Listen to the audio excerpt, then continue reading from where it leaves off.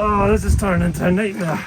Hi folks! Welcome to Living the Skye Life. If you're new here, I'm Willie. And I'm Sarah. We're a musician and artist, and this channel is about our journey escaping suburban life and moving to our dream home, a 200-year-old cottage on the Isle of Skye in the Scottish Highlands. Along for the ride are our two crazy but adorable pups, Jack Spaniels and Nori. Join us as we experience the highs and the lows of living in a remote corner of a wild Hebridean island. This week we answer one of the most frequently asked questions about our life here on the Isle of Skye.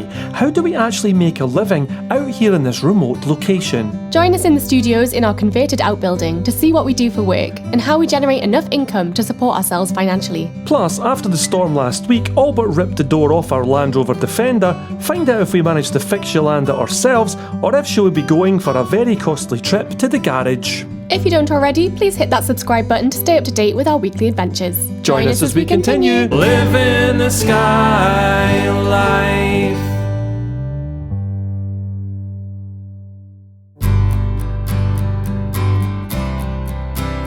Something we're asked quite regularly here on the channel is, what do we do for a living on the Isle of Skye? Obviously we make these videos for you each week, and the adverts that you watch generate an income for YouTube, and they share a small portion of that with us as the creators. But content creation was never the original plan, and it's definitely not the only thing that we do to make money. As a lot of you may know, I'm a songwriter by trade. During lockdown I could no longer go to the sessions that I was working on, down in London mainly, and I was writing for other artists and also writing for film and TV as well. So instead I decided to focus on YouTube as a platform to get my music out there. There's a couple of reasons that works out well for us. One of them is that we don't have to pay music royalties on our videos. The other is that I can put songs out on Bandcamp, songs that I create here as well, like the one I'm working on just now. It's another revenue stream for the both of us. And as a lot of you probably already know, I do watercolour paintings, another career choice that it's quite difficult to make a living from. I started doing my paintings just as a way to pass the time, as I recovered from an ankle operation back in 2020. A couple of years later, I made the very scary decision to quit my job and start doing painting full time. We decided between us to start a YouTube channel about that, to show the process of it and as a way of getting my work out there to a wider audience. She walks, she paints. You might know that one. I'm lucky enough to make an income over on Etsy from selling my prints that I do here in-house from the Buyer Studio, but also cards, calendars, mugs that feature my artworks as well.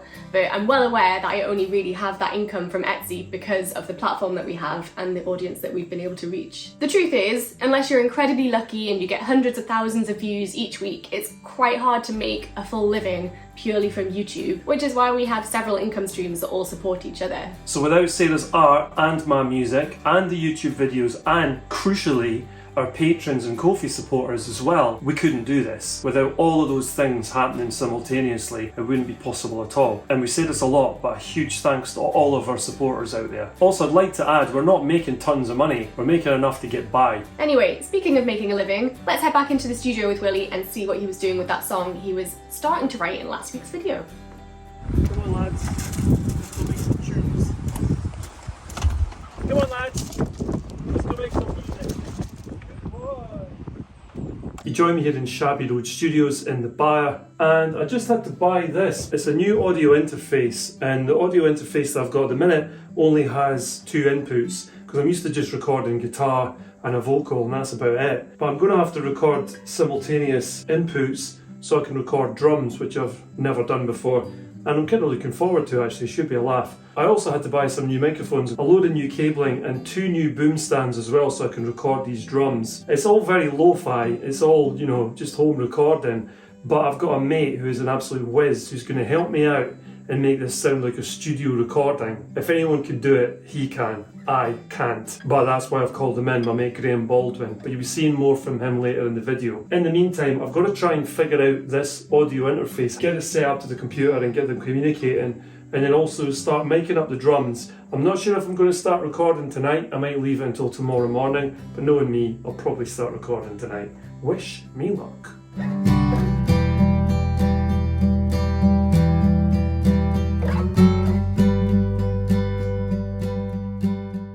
Well, step one is complete. I've actually got the audio interface working. So now I'm going to set up the drums and hopefully I'll get some sounds out of them tonight. Let's set up these drums.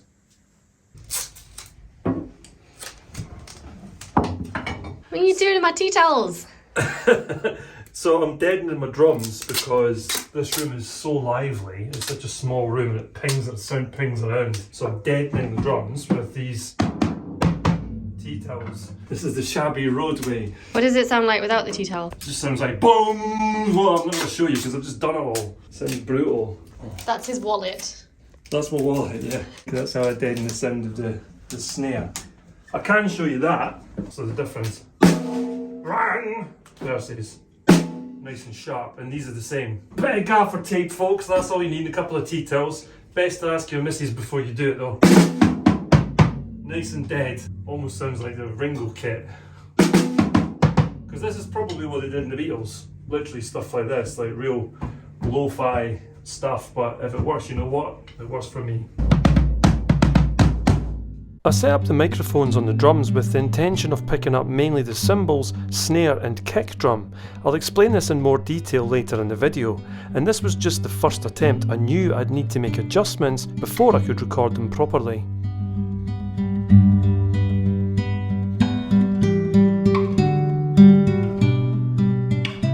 Right, I've got my microphone set up on the drums. I've not got great hopes for it because I've never done it before and we're in a little boxy room, but we'll see what happens. I've been joined out in Shabby Road Studios by none other than Skins, my drummer during lockdown and now my music producer in Skye Life Studios. She's going to be watching the levels to make sure it doesn't clip and then we get bad sounds. Should we do it?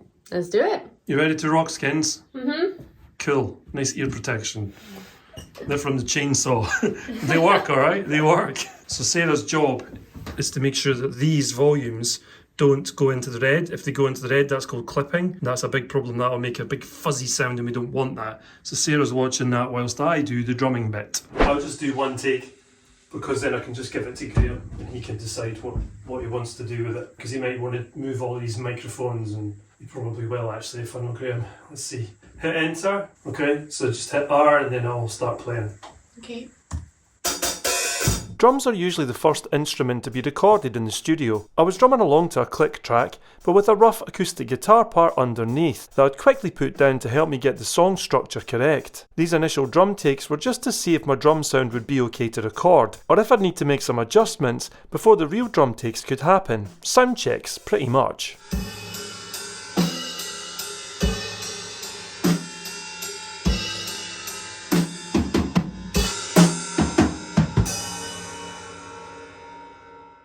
Hey! Job done? Job done for now, so I'll send those drum parts over to Graham, get some suggestions and then take it from there tomorrow. Thanks very much appreciated. You're welcome.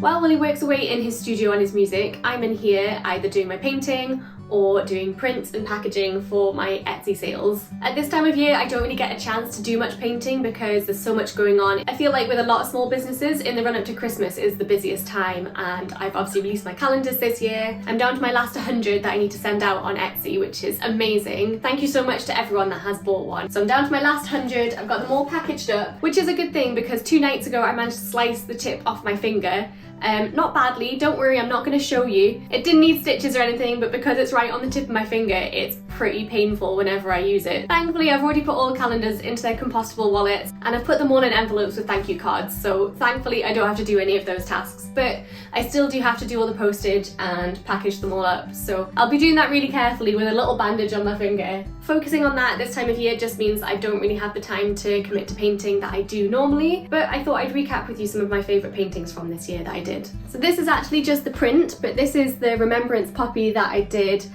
back at the start of the year. I think this might have been January or February. I did this as a special one-off commission for my friend Eve. I don't normally take on commissions because I just don't have time, but she had some really special reasons behind it and I thought it was going to be a really nice painting to do. Eve is a veteran and she recently had to have her leg amputated because of her service, and she's been supported by the charity Blesma, who helps out ex-servicemen and women who have lost limbs, and we thought I'd sell some prints and I would donate some of the proceeds towards that charity. So it was Remembrance Sunday 2 days ago, so I actually did my first donation, which was nearly £400, and every single one sold from now on, I will continue to give 20% to that charity. Another flower that I did this year was the bluebells, so they were incredible this year. I don't know if it was because our spring was quite cool and damp, but there was so many bluebells in the woods and it was amazing. amazing. I got some photos of these ones with the little water droplets on them, and I just thought they were so beautiful and so delicate, so I wanted to paint them. And yeah, I was really happy with how that turned out. And finally, who could forget the nosy coo?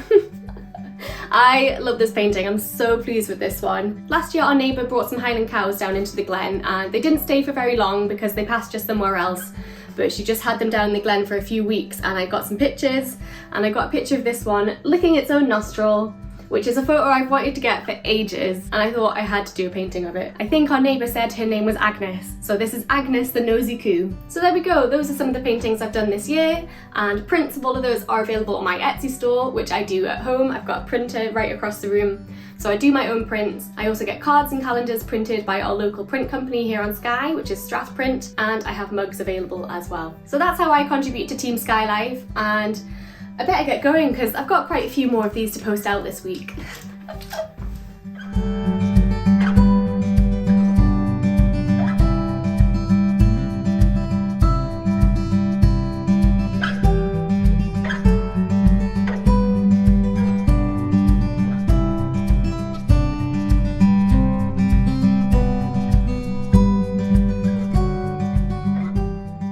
It's the next morning, and I sent the recordings to Graham last night of the drums, and he came back with some suggestions which I'm going to implement today. Also, I'm going to have a call with him soon, and we're going to talk over a few other finer points that I need to look at, and then I can get it all sounding as good as possible. So now I'm going to do the things that he suggested with the microphones, and then I'm going to have a chat with him, and then I'll come back on here and then probably do some more recording.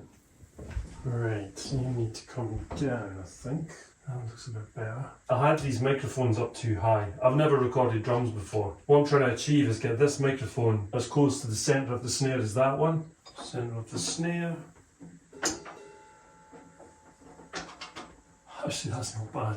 I can't really get that any closer because, well, one will hit it. I think I'm going to take that back a wee bit. That is absolutely spot on, so I don't want to move them. What I'm actually making up just now is the cymbals, all the metal work, the hi-hat. The snare has got its own separate microphone, as does the kick. The floor toms, I'll probably do single strikes later and then add them into the mix individually. Sounds quite complicated, but actually it's not that hard to do. Alright, I've just been chatting to Graham on the phone, and that was really helpful. Thank you, Graham, if you're watching. And I know what to do now. We're going to work on the drums first and get them sounding really, really good. And then Graham's going to see what he can do to make it sound a little bit beefier and a little bit better than it does in this room. Although it doesn't sound bad. I don't think it actually sounds bad. I think it sounds pretty good, and so does he. It just needs a little bit of tweaking here and there. But anyway, first thing is get these drums recorded properly and get them over to Graham. Right, so this is take one on the drums, proper take, because Sarah's away at the post office. I'm coming to record this myself. I don't have my studio engineer here, so I'll have to run in, which you'll see. Here we go.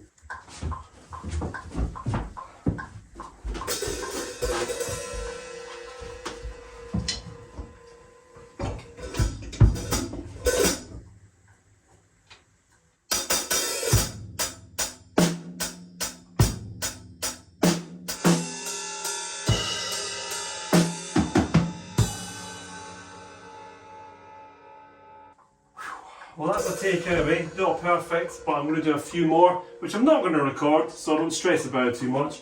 And then I'll send the files over to Graham so he can do his magic over there. I'd like to point out as well that I'm using all AI here, and I don't mean artificial intelligence, I mean absolute incompetence. And then a fly just landed on the lens. Okay, I recorded 3 full takes, and that's now on its way to Graham. So when he gets them, he'll decide if he can use them, and if not, I'll have to record it again. So for you now, Graham.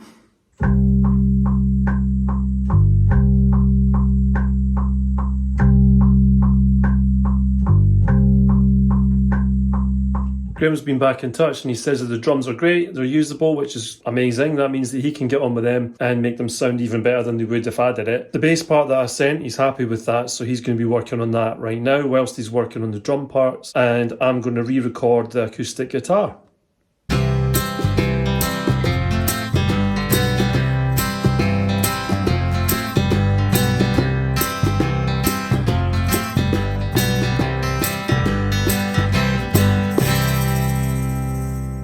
Okay, so I've got the microphone set up now to record in stereo. This one left, this one right, obviously. I'm going to do a take now and see how it sounds.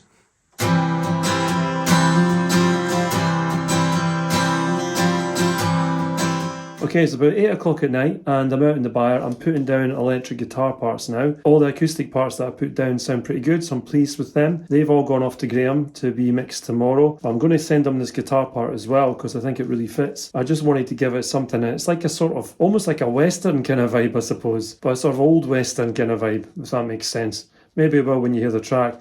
Anyway, so I'm going to put this part in as well, and I'll probably call it a night tonight. But yeah, let's get this recorded. In the meantime, when I was working on the acoustic guitar, Graham's been working on the drums that I sent him earlier this morning. So he's sent them back now, which sound really good. It's also got a bit of bass in there as well. And I'm just going to add this guitar layer on top of this, so let's do that.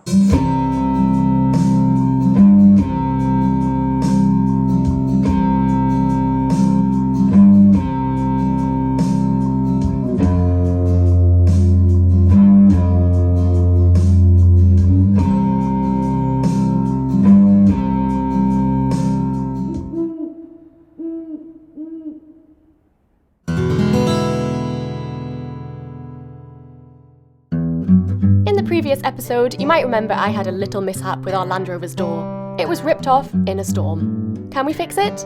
Let's find out. Right, so some of the stuff has arrived for fixing the Land Rover door. It's come through from Paddock Spares, the hinges and other bits and bobs, and we've got to paint them first. But first of all, we've got to put on some primer like the last time. He's actually been watching our old videos back to see how we did it the first time. You know, it'll make it a bit easier, hopefully. I thought I was going to have to do the painting, but apparently I'm not even trusted with that job. Oh no, you are. You're doing the painting, I'm just doing the priming. Right, okay. Anyway, let's get on with this. Here we go again. First up, I sanded the new hinges to give them a key. Followed by a coat of metal primer.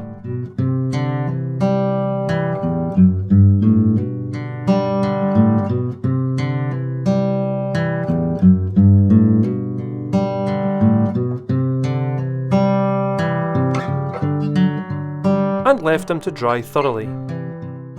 It's time to paint the hinges, which is over to me, so apparently I need to get changed into some scruffier clothes because I could get paint on myself. No, I definitely will get paint on myself. So let's get changed. Time to get to work. Painting station has been set up for me. Genuinely quite nervous about this.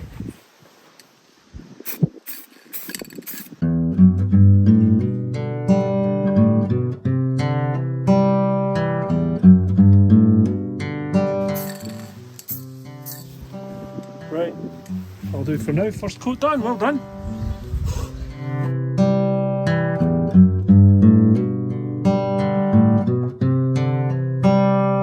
Okay, we've done 3 coats of the paint now, so it's ready to start lacquering.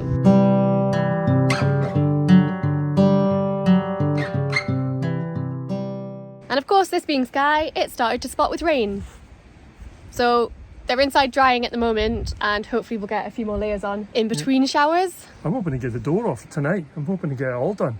We were hoping to do it over the weekend because there was a nice forecast. That nice forecast has now disappeared. Well, it's become today, and even today's a bit ropey. Monday's alright, I think, at the moment. I'm not waiting all weekend to get this car sorted. We're getting this done right away. We're getting it done right away. We've got to get this off first. I've been putting WD-40 in the screw holes for a while, so hopefully they should just come out. Maybe not. Maybe not. There we go.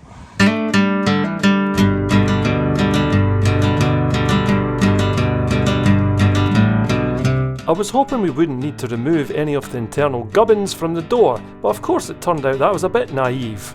Well, anyone says I'm super strong, I'm not holding the entire weight of the door. No, the door's still on. I'm just sort of supporting it so it doesn't have a breakdown. Hey! Door card removed.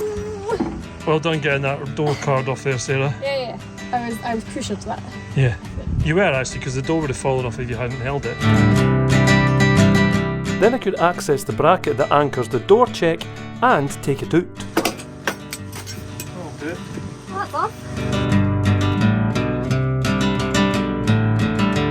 Then with a wee bit of panel persuasion with my hammer, I tried to rivet the new bracket in its place.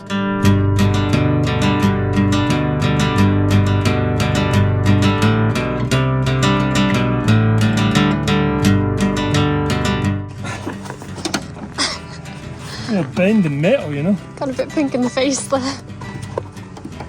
There you are. Well, that's one on. But I couldn't get access to put the second rivet in, so, well, we had to take the door off. Oh, this is turning into a nightmare.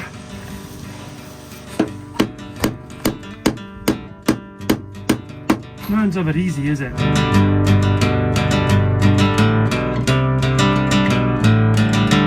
Now that the door was off, we took the opportunity to replace the very tired looking and partly seized wing mirrors, without having to hold it up the whole time, before we started the daunting task of reattaching the door and hoping it would simply slot back into place.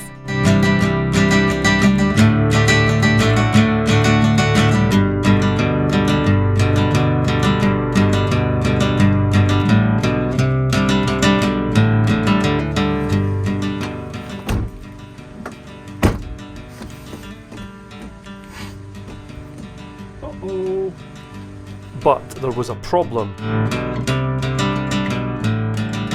Turns out all I had to do was unlock the door.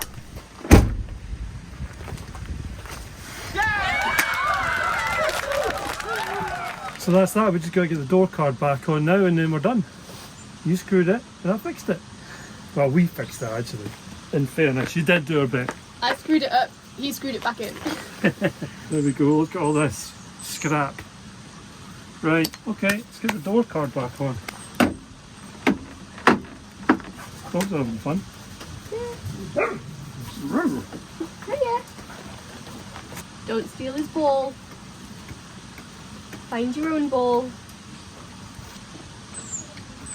We did it! We did it! We got dirty hands. We do have dirty hands. More specifically, he did it with a little bit of support and help from me. Well, I couldn't have done it myself. No. So there you go, so we did it. Well done, thank you. Yeah, I deserve that. It's all done, and someone's getting a large bottle of whiskey. Thank you. And also new wing mirrors. Oh yeah, I'd like to say as well, one of our viewers sent us the stems for those wing mirrors. We just bought the top bits and assembled them. They look pretty good, eh? Mm-hmm. Yeah, they look really good. So, you know, silver lining and all that. Yeah, thanks for sending them, by the way. Thanks for... Right, it's Friday night. We haven't had any dinner. No. Food, beer, chill out. Chill out, yeah. Well, it was meant to be terrible weather this morning, like a storm, but it's not like that at all, ironically considering the song's called The Storm. So I'm going to get some vocals down. My studio isn't fully soundproof, so there's no chance of doing it if it's a storm, so make hay while the sun is shining. This weather's to change, not long till the storm is due, it's no complaint. I know it's just passing through, if rain soaks our clothes, the fire will dry them soon. I don't mind if the storm is tonight. There's no reason to go outside. Let the wind shake the trees and waves lash the beach. I don't mind. I don't mind if the storm is tonight. Okay, I put quite a few vocal takes down and I think it sounds pretty good. I'm a little bit hoarse now because I've sung it so many times. I'm going to make a compilation for all those different takes and get the best elements from each one, and then I'll send that as a final comp to Graham, then he can do his magic on his side with it. But I'm really pleased with how it's going so far, and I hope you like it when you hear it.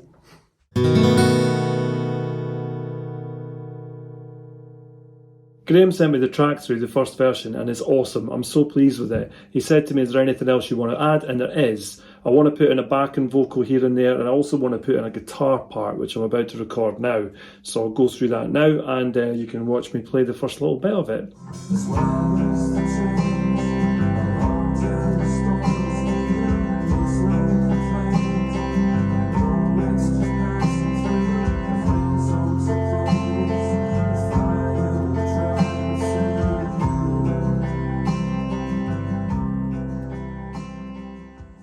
I don't mind if the storm is tonight. There's no reason to go outside. Let the wind shake the trees and waves lash the beach. I don't mind if the storm is tonight. That's very, very high. Hi,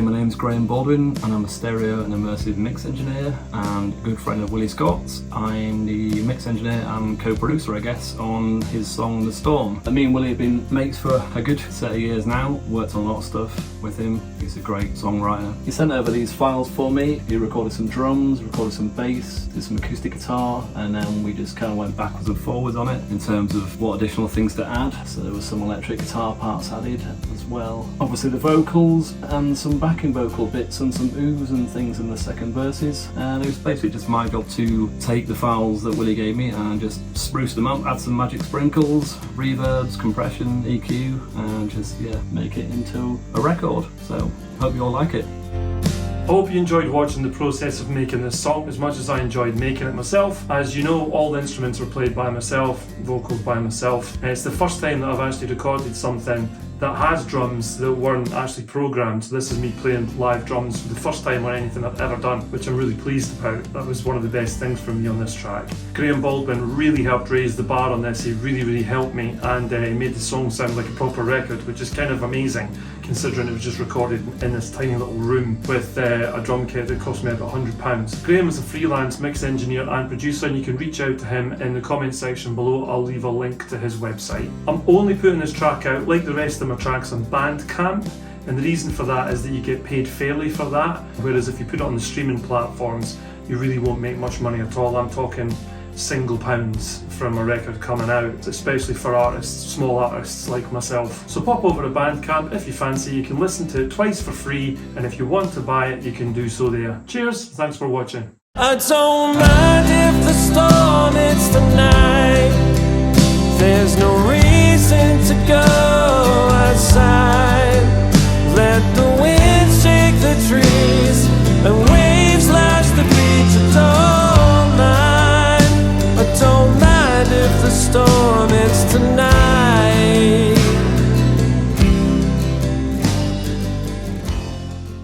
As usual folks, thank you so much for watching our video. We really hope you enjoyed it, and if you did, please do leave us a like, a comment, or subscribe to keep up to date with our weekly adventures that come out every Sunday night, 6 PM UK time. If you did enjoy the video and you'd like to help us out further, you can go over to Ko-fi and buy us a coffee, or the dogs a wee treat. And what I really mean is, you help with the running costs of making these videos for you guys every week. Or if you want to help us out more long term, you can join our amazing community over on Patreon, where you get bonus content for helping us out each month. If you're interested in our creative endeavours, and how could you not be after watching all that this week, you can go over to Sarah's Etsy store for our artworks. Or you can head across to Bandcamp and check out Willie's original music, including the new song that he just finished, The Storm. The brand new song is out now. As usual, links to all of our pages are in the video description below. Thanks again for watching, and we will see you next week. I don't mind if the storm hits tonight. There's no reason to go outside. Let the wind shake the trees and waves lash the beach. I don't mind if the storm hits tonight. Still haven't washed that tripod. Look at the state of it. It's covered in sawdust. Grim, yeah. What are we talking about? Right, come on. Game face. Run, Willie. Run. Run, Forrest. It's got a little intro, thankfully. Okay, it's about 8 o'clock at night now, and I'm out in the bar still. What was that? Ghosts. Or subscribe to blah. Nearly. No, I can't do it. I can't do it. Ah, I missed the start. Oh man. Self-recording. Stop it, track. And what I really mean is, I say this every week. You've forgotten it. Yeah. I've forgotten it. Come on. Something just flew straight in my eye. Oh, it's flies. Those bloody flies again. Tim, you can. We're doing well today. I've got an itch. It's going well, guys. It's going well. You just have to hold the door until I get the rivets in. You're gonna call me Hodor after this. I didn't know you were going to do that. Did you know you were going to do that? That was very silly. I was about to fall off the front of the book, so I had to do something. Don't fall off your perch. I'm not going to say anything about the shell, no? No. What shell? Click here to subscribe to live in the Skye life. Click here to go back to the start of our adventures with our very first episode.